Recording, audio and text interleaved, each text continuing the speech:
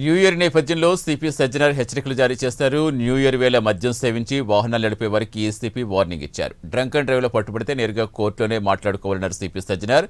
Drunk and drive లో పట్టుబడ్డవారు ఏదైనా ఉంటే కోర్టులో మాట్లాడుకోవాలని స్పష్టం చేశారు.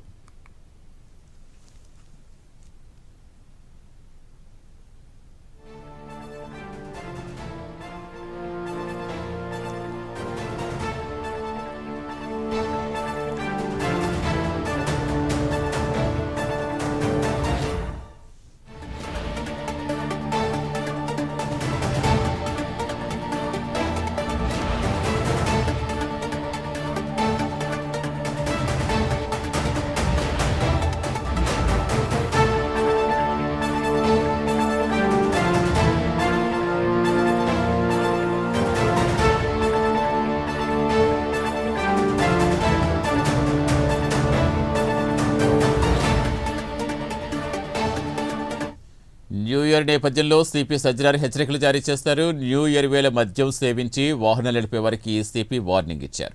పూర్తి సమాచారం ఇచ్చేందుకు మా కరెస్పాండెంట్ కుమార్ చేస్తారు. కుమార్, ఇంకా ఎలాంటి హెచ్చరికలు జారీ చేస్తారు, ఏమేమి సూచనలు ఇచ్చారు, అసలు న్యూ ఇయర్ సెలబ్రేషన్ సంబంధించి ఎలాంటి ఆంక్షలు విధిస్తున్నారు? Thank you Satish. మరికొన్ని 2 రోజుల్లో ఏదైతే న్యూ ఇయర్ వస్తున్న నేపథ్యంలో ఇటు 3 కమిషనరేట్ పరిధిలో అంటే ఇటు రాచకొండ, సైబరాబాద్ అలాగే హైదరాబాద్ 3 కమిషనరేట్ పరిధిలో కూడా ఇటు ప్రజలకు కమిషనర్లు కూడా కొన్ని విజ్ఞప్తులు అయితే చేస్తున్నారు. ముఖ్యంగా కొత్త సంవత్సరం సంబంధించి ఎవరైనా తాగి బండి ఇప్పటికే హైదరాబాద్ కమిషనర్ విసి సజ్జనార్ కూడా చెప్పడం జరిగింది. అయితే ఈ న్యూ ఇయర్ వేడుకలకు సంబంధించి ఇప్పటికే 24వ తారీఖు నుంచి కూడా పూర్తిగా డ్రంక్ అండ్ డ్రైవ్ సంబంధించి పూర్తిగా ప్రతి చోట కూడా 3 కమిషనర్ పరిధిలో ఏర్పాటు చేశారు. అయితే ప్రతిసారి కాకుండా ఈసారి అన్ని చోట్ల కూడా ఒకేసారిగా డ్రంక్ అండ్ డ్రైవ్ అయితే నిర్వహిస్తున్నారు.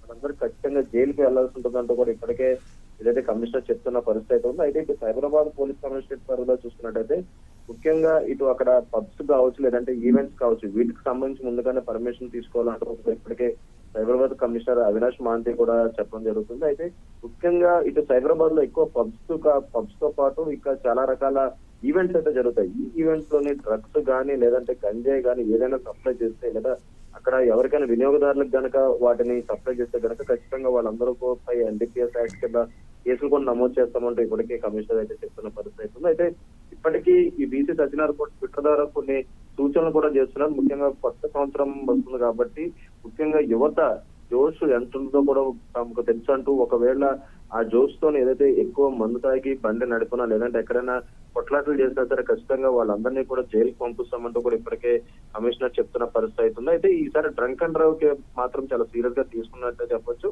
ముఖ్యంగా ఏదైతే లాయర్ ని వెతకడం కంటే గూగుల్ క్యాబ్ ని వెతకడం సుగమయమంటూ కూడా ఇప్పటికే బీసీ సజ్జనార్ చెప్తున్న పరిస్థితి అయితే ఉంది. అయితే ముఖ్యంగా ఇటు యువత కూడా ముఖ్యంగా ఇటు హాస్టల్స్ ఉండే వాళ్ళు కావచ్చు, లేదంటే హైదరాబాద్ యువత కావచ్చు, ఈ న్యూ ఇయర్ ని ప్రశాంతంగా జరుపుకోవాలి, ఎక్కడ ఎలాంటి అవాంఛనీయ సంఘటనలు జరగకుండా జరుపుకోవాలంటూ కూడా ఇప్పటికే సజ్జనార్ చెప్తున్న పరిస్థితి ఉందని చెప్పొచ్చు సతీష్.